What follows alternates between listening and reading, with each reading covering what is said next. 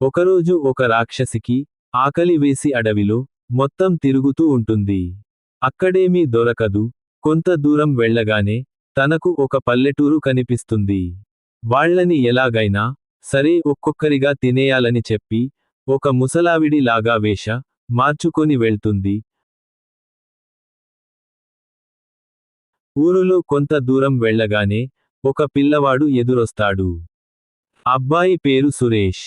బాబు అక్కడ దారిలో ఒక అబ్బాయి పడిపోయినాడు, వచ్చి కొంచెం కాపాడు నువ్వు అని సురేష్కు చెప్తుంది. ఎవరు పడిపోయారు? నువ్వేం భయపడొద్దు.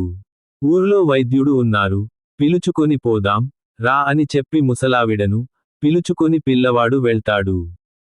అక్కడ ఊరు మధ్యలో అందరూ కూర్చొని ఉంటారు. ఇలా పిల్లవాడు ముసలవ జరిగింది చెప్తారు. అప్పుడే ఎక్కడికి ఒక పెద్దాయన నడుచుకుంటూ వస్తాడు. వీలు చెప్పింది వింటూ, నువ్వు చెప్పేదంతా అబద్ధం. నేను ఇప్పుడే కదా దారిలో వచ్చాను, కానీ నాకు ఎవరు కనపడలేదు. ఎవరు నువ్వు? ఎందుకు ఇలా చేస్తున్నావని అంటాడు. వీళ్ళు ఇలా మాట్లాడుకుంటూ ఉండంగా అక్కడికి ఒక పూజారి వస్తాడు. ఆయన దగ్గరికి రావడం చూసి ఆ ముసలావిడ ఒక్కసారి అక్కడ నుంచి మాయమైపోతుంది. అప్పుడు పూజారి అడవిలోకి ఒక్కడే బయలుదేరుతాడు. అలా కొంత దూరం వెళ్ళగానే పూజారి ముందర గాల్లో ఎగురుతూ ముసలావిడ కనిపిస్తుంది. ఒక్కడివే వచ్చావా పూజారి?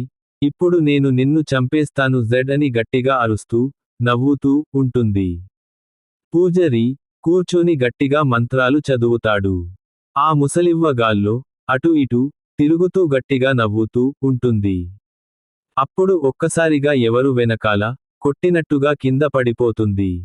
తన రాక్షసి రూపంలోకి మారిపోయి, ఇప్పుడు నేను నిన్ను చంపి నీ రక్తం నేను తాగేస్తా అని పూజారి మీదకు వస్తూ ఉంటుంది.